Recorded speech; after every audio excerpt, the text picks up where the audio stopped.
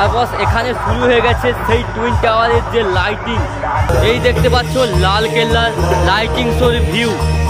আমার পিছনে যে ইন্ডিয়ান গেটটা দেখতে পাচ্ছ, এই ইন্ডিয়ান গেটে বিভিন্ন।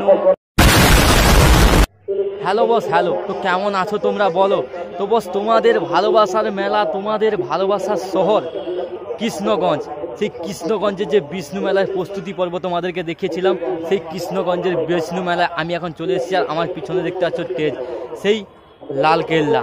হ্যাঁ, এখানেই মেলায় তোমাদেরকে বলছেন তিনটে চমক রয়েছে, যেটা রয়েছে টুইন টাওয়ার, লাল কেল্লা এবং কি ইন্ডিয়ান গেট।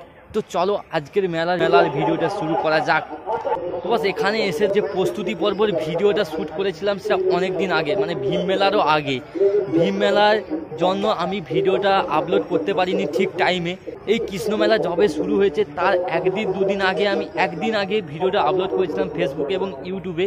দু জায়গায় তোমরা অনেক সাপোর্ট করেছো। ফেসবুক থেকে অনেক ভাই দাদারা বলছে আবার মেলা চালু হয়ে গেছে, তোমরা আসো। তাই তোমাদের এখানে এলাম। আর তোমরা আমার পিছনে দেখতে পাচ্ছ সেই লাল কেল্লার যে স্টেজ, সেই স্টেজে চলো এখন যে ফুটবল খেলা হচ্ছে, সেই ফুটবল খেলার ভিউটা তোমাদেরকে দেখাই। চলো এখন আমরা ওখানে যে দেখছি ওখানকার পরিস্থিতি কতটা সুন্দর, কতটা আকর্ষণীয়।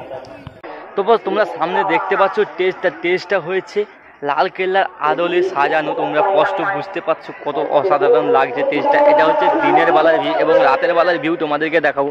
তো চলো এখন আমরা যাব যে মূল প্যান্ডেল, সেই প্যান্ডেলটা তোমাদের দেখাই। দিনেরকে প্রস্তুতি পর্ব দেখিয়েছিলাম, এখন পুরো পুজো চালু হয়ে গেছে, এখনকার ভিউটা তোমাদেরকে দেখাই চলো।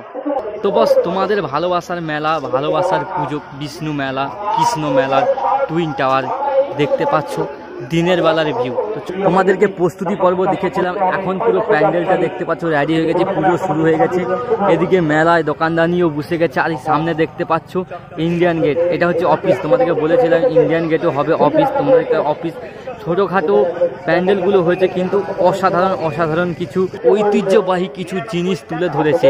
তোমরা এই সামনেই দেখতে পাচ্ছ যেসব এসআই, পুলিশ এবং ইন্ডিয়ান আর্মি যারা আমাদের দেশের জন্য প্রাণ হারিয়েছে বর্ডারে কিংবা আতঙ্কবাদী হামলায়, সেই সব জিনিসকেই তুলে ধরা হয়েছে। আর ওপাশে রয়েছে যেসব খেলোয়াড়রা বিশ্বকাপ জিতেছে এবং ভালো খেলেছে, তাদের সমস্ত ছবি এবং ঐতিহ্যবাহী কিছু জিনিসকে তুলে ধরা হয়েছে এই ইন্ডিয়ান গেটের মাধ্যমে।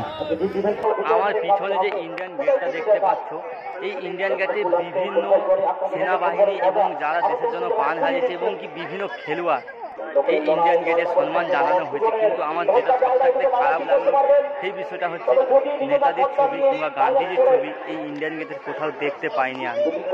এদেরকে হয়তো সম্মান জানালে আরও ভালো লাগতো দেখতে। তো চলো আমরা মূল যে প্যান্ডেল, সেই প্যান্ডেলের দিকে এগিয়ে যাই। এদিকে ওখানকার কিছু আকর্ষণীয় জিনিসকে তুলে ধরা হয়েছে। যেমন এইখানে দেখতে পাচ্ছি, যেমন বস এইখানে দেখতে পাচ্ছি, এই যে দেখতে পাচ্ছ সেলফি পয়েন্ট, এইদিকে একটা সেলফি পয়েন্ট করা হয়েছে।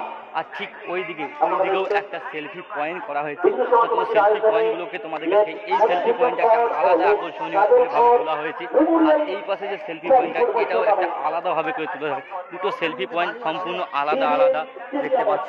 আর এখানে কিছু দাদা রয়েছে, এদেরকে জিজ্ঞেস করে কোথায় দাদা, আপনার কোথাকার? এখানকার বাসিন্দা? বাড়ি কোথায়? আমাদের ইউটিউব চ্যানেল রয়েছে তোমাদের? হ্যাঁ, আমাদের ইউটিউব চ্যানেল কি নাম কি? তোমার প্রথম বাড়ি মেলায় প্রথম? না একবার প্রথম। কেমন লাগছে মেলা? ভালো লাগছে। আপনারা কি ভিডিও বানান?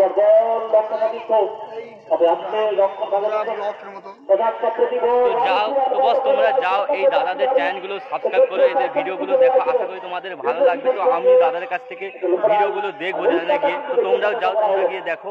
চলো আমরা এখন এই প্যান্ডেলের ভেতরে যাবো।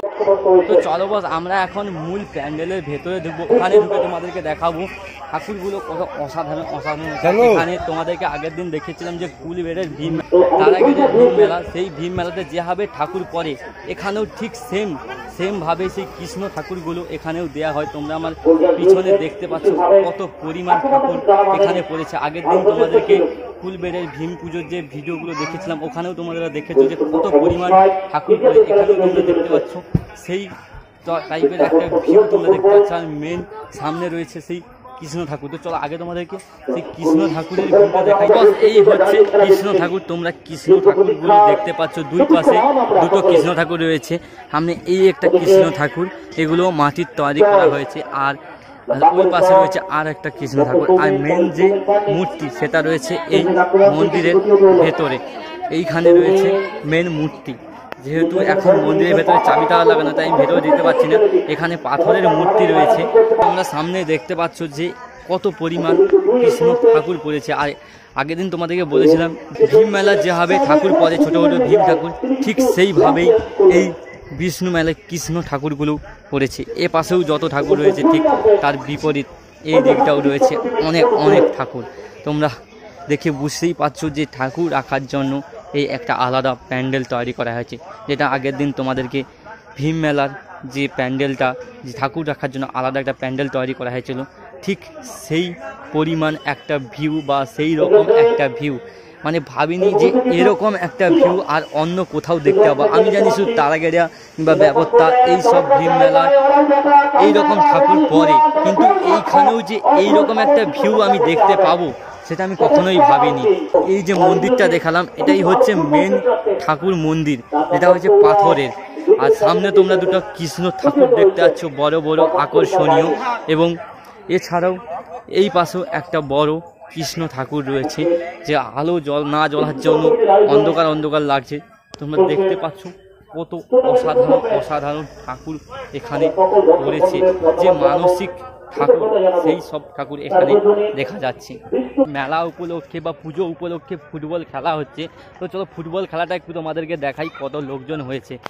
এই পাশে দেখছো যে কত লোকজন হয়েছে, বেশ লোকজন হয়েছে মাঠে, অনেক লোকজন। চলো আমরা সামনাসামনি গিয়ে তোমাদেরকে দেখাচ্ছি।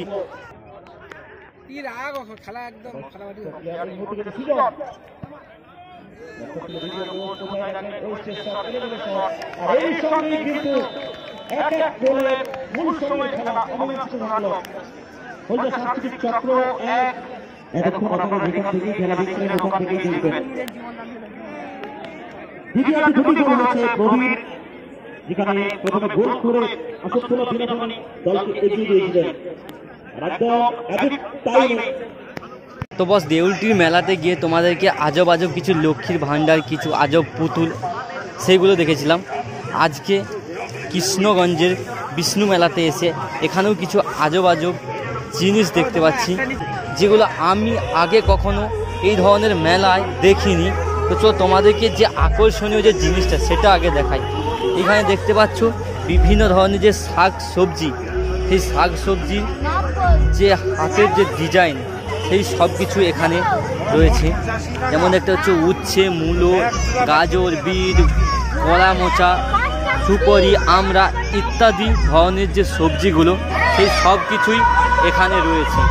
এছাড়াও রয়েছে বাঁকুড়ার দিকে যে কৃষকদের যে চিত্র, সেই সব চিত্রকলাকে এই মাটির জিনিসের মধ্যে তুলে ধরা হয়েছে। এছাড়াও দেখতে পাচ্ছ বর বউ রয়েছে, ষাঁড় রয়েছে, গরু রয়েছে, গরুর বাচ্চা রয়েছে, আরও বিভিন্ন ধরনের যে ছোট ছোট মাটির জিনিস সেই সব কিছুই রয়েছে। এখানে দেখতে পাচ্ছ লক্ষ্মী, গণেশ, দুর্গা ইত্যাদি ধরনের মূর্তি।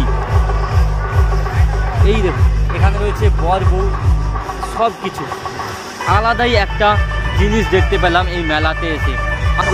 দাদা এগুলো কি আমি নিজের হাতে বানান? কেনা? এগুলো শাক সবজিগুলো কত করে পিস? এই যে মাটির যে ভেন্ডি বা এগুলো কত করে পিস? 10 টাকা, 5 টাকা পিস। এই যে এগুলো দেখতে পাচ্ছি এগুলো 5 টাকা পিস রয়েছে। আমি প্রত্যেকটা মেলায় গিয়ে কিছু আলাদা ধরনের জিনিস দেখতে পেলাম। এখানেও এসে কিছু আলাদা ধরনের জিনিস দেখতে পেলাম, যে মাটির যে জিনিস। এগুলো কোথা দিয়ে আনেন? নদিয়া কৃষ্ণনগর। তো বাস এগুলো নদিয়া কৃষ্ণনগর থেকে আনে। একমাত্র মাটির জিনিস বিখ্যাত, তোমরা জানো কৃষ্ণনগরে। এখানে সেই জিনিসগুলো দেখেই বুঝতে পারছো কতটা আকর্ষণীয় কৃষ্ণনগরের মাটির কাজ। এখানে শুরু হয়ে গেছে সেই টুইন টাওয়ারের যে লাইটিংয়ের খেলা, সেই লাইটিংয়ের খেলা শুরু হয়ে গেছে। যেই লাইটিংয়ের খেলা দেখানোর জন্য এত দূর থেকে আমি ছুটে এসেছি এই মেলার মধ্যে। তোমরা দেখতে পাচ্ছ সেই অসাধারণ লাইটিংয়ের খেলা। কলকাতার যে টুইন টাওয়ার হয়েছিল কল্যাণীতে, সেই টুইন টাওয়ারের মতো লাগছে তো বস। আমাদের পূর্ব মেদিনীপুরের এত সুন্দর একটা ঐতিহ্যবাহী জিনিসকে তুলে ধরার জন্য দারুণ এই মেলা কমিটিকে অসংখ্য অসংখ্য ধন্যবাদ। আর ওইখানে হচ্ছে লাইটিংয়ের যে দৃশ্য, যারা লাইটিং করছে ঠিক ওইখানে লাইটিংয়ের দৃশ্যটা হচ্ছে। আর সামনে রয়েছে দুটো সেলফি জোন, এই একটা সেলফি জোন আর এ পাশে রয়েছে একটা সেলফি জোন। আর এই টুইন টাওয়ারের লাইটিং ভাই এক কথায় অসাধারণ অসাধারণ। মানে আমাদের পূর্ব মেদিনীপুরের মধ্যে যে এইরকম একটা প্যান্ডেল তুলে ধরা হবে সেটা বিশ্বাস করাতেই মানে বিশ্বাস করা যাচ্ছে না। তোমরা দেখতেই পাচ্ছ কত অসাধারণ লাগছে দেখতে প্যান্ডেলটা। তো চলবাদ এখন আমরা একটু মেলার ভেতরে যে দোকানগুলো রয়েছে সেই দোকানগুলো ঘুরে ঘুরে দেখি দোকান কী সব দোকান বসেছে। এই পাশে দেখতে পাচ্ছ সমস্ত খাবার স্টলের যে দোকানগুলো সেগুলো এই পাশটাই বসেছে। আর ঠিক ওই সাইডে রয়েছে যেসব স্টেশনারি দোকান, হরেক মাল দোকান, সেই দোকানগুলো রয়েছে। তবে ভীম মেলা কিংবা কেটিপির মেলা এইসব যে বড় বড় মেলাগুলো হয় সেই মেলার মতো দোকান বসেনি, কিন্তু ছোটোখাটো মেলার ওপরে দারুণ অনেক দোকান বসেছে। আর তাছাড়াও এই মেলার মূল আকর্ষণ হচ্ছে টুইন টাওয়ার এবং লালকেল্লা ইন্ডিয়ান গেট। তোমাদেরকে টুইন টাওয়ারের যে লাইটিং ভিউ সেই ভিউটা তোমাদেরকে দেখালাম এবং তার যে মিউজিক একটা আলাদাই একটা মিউজিক তোমাদেরকে শোনালাম। তো চলো আজকে এখন তোমাদেরকে যাই লালকেল্লার যে মিউজিক এবং তার যে লাইটিং সেই লাইটিং ভিউটা তোমাদেরকে দেখাচ্ছি। চলো লালকেল্লার যে লাইটিং শোটা যারা করছে এই পাশে লাইটিং শো করছে। আর এই দেখতে পাচ্ছ লালকেল্লার লাইটিং শোর ভিউ। আর লালকেল্লার যে মিউজিকটা বাজছে আলাদাই একটা মিউজিকের সঙ্গে লালকেল্লার লাইটিংয়ের ভিউ আলাদাই একটা মধুর মতো লাগছে বস। তোমরা দেখতেই পাচ্ছ কত সুন্দরভাবে এলইডি স্ক্রিন দিয়ে সাজানো হয়েছে, কি অসাধারণ লাগছে না? দারুণ দারুণ, এক কথায় অসাধারণ দেখতে লাগছে। তো বস তোমরা আমার পিছনে টুইন টাওয়ারের ভিউটা দেখতে পাচ্ছ। আর বস আমাকে আজকের ভিডিওটা এখানেই শেষ করতে হবে, কারণ আমি অনেক দূর থেকে এসেছি। তোমরা জানো চণ্ডীপুর থেকে আরও আমার বাড়ি প্রায় 10-12 কিলোমিটার ভিতরে, আগের ভিডিওতে তোমাদেরকে বলেছিলাম।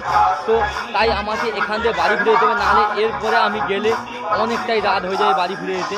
তো চলো আজকের ভিডিওটা আমি এখানেই শেষ করছি। তোমাদের ভিডিওটা কেমন লাগলো অবশ্যই কমেন্ট করে জানাও। আর ভিডিওটা ভালো লাগলে অবশ্যই লাইক করো, শেয়ার করো, চ্যানেল জন্য সাবস্ক্রাইব করো। তো বস তোমরা সাবস্ক্রাইব করো, আমি যা ভিডিও শেষ করছি। পরে দেখা হচ্ছে আবার নতুন ভিডিওর সঙ্গে নতুন রূপে নতুন সাজে। আজকের মতো tata, bye bye, good night.